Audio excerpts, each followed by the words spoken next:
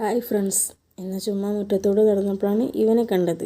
ഇവനെ നമ്മൾ മുരുളൻ പ്രാണി, ഉരുണ്ട തേരട്ട, പന്തട്ട എന്നൊക്കെയാണ് പറയുക.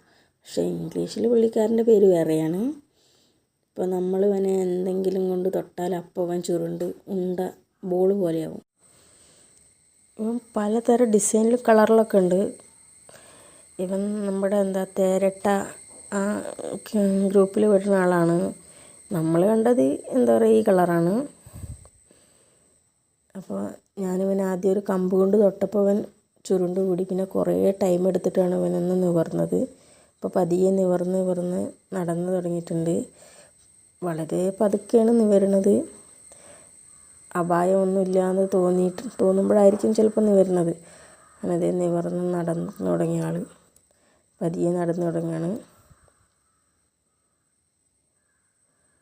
അവൻ കുറച്ചങ്ങ് നടന്നു തുടങ്ങിയപ്പോൾ ഞാനും വീണ്ടും ഒരു കമ്പെടുത്ത് തൊടാൻ വേണ്ടിയിട്ട് കമ്പ് എടുക്കാൻ പോവാണ്.